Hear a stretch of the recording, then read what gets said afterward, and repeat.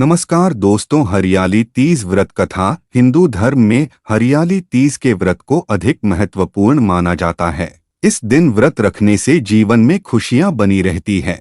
इस उपवास की पूजा में हमेशा व्रत कथा सुननी चाहिए। हरियाली तीज व्रत की कथा को लेकर ऐसा कहा जाता है कि एक बार महादेव देवी पार्वती को अपने पूर्व जन्म की याद दिलाते हुए उन्हें कहते हैं कि हे पार्वती, तुमने मुझे पति के रूप में पाने के लिए कई वर्षों तक कठोर तप किया। साथ ही तुमने अन्न और जल का भी त्याग दिया था, चाहे तपती गर्मी हो या भारी सर्दी या फिर हो बरसात। इन सभी मौसम का सामना करते हुए भी तुमने कठोर तप किया। उसके बाद मैं तुम्हें वर के रूप में प्राप्त हुआ। इस कथा को सुनाते हुए भगवान शिव आगे कहते हैं कि पार्वती, एक बार नारद मुनि तुम्हारे घर पधारे थे। तुम्हारे घर जाने के बाद उन्होंने आपके पिताजी से कहा कि मैं विष्णु जी के भेजने पर यहाँ आया हूँ। भगवान विष्णु स्वयं आपकी तेजस्वी कन्या पार्वती से विवाह करना चाहते हैं। ये बात सुनकर पर्वतराज खुश हो गए और उन्होंने शादी के प्रस्ताव को स्वीकार कर लिया। फिर ये खबर जब आपके पिताजी ने तुम्हें बताई तो तुम दुखी हुई।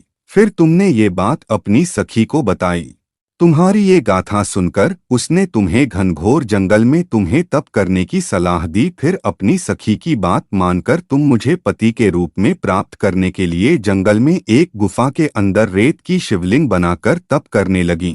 इस दौरान तुम्हारे पिता पर्वतराज ने पूरी धरती और पाताल पर तुम्हारी खोज की, लेकिन तुम उन्हें नहीं मिली। दूसरी ओर तुम गुफा में सच्चे मन से तप करने में लगी रहीं।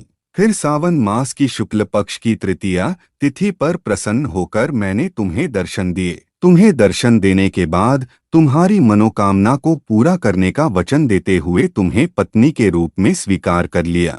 इसके बाद तुम्हारे पिता भी ढूंढते हुए गुफा तक पहुंच गए।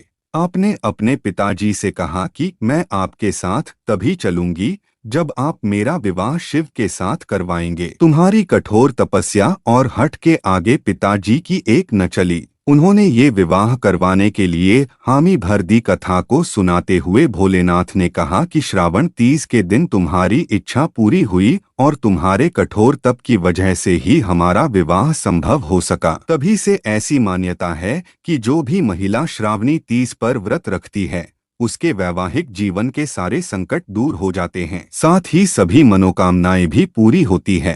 तो दोस्तों, वीडियो अच्छा लगा हो तो एक लाइक कीजिएगा, चैनल को जरूर सब्सक्राइब कीजिएगा। ऐसी ही वीडियो के लिए धन्यवाद दोस्तों।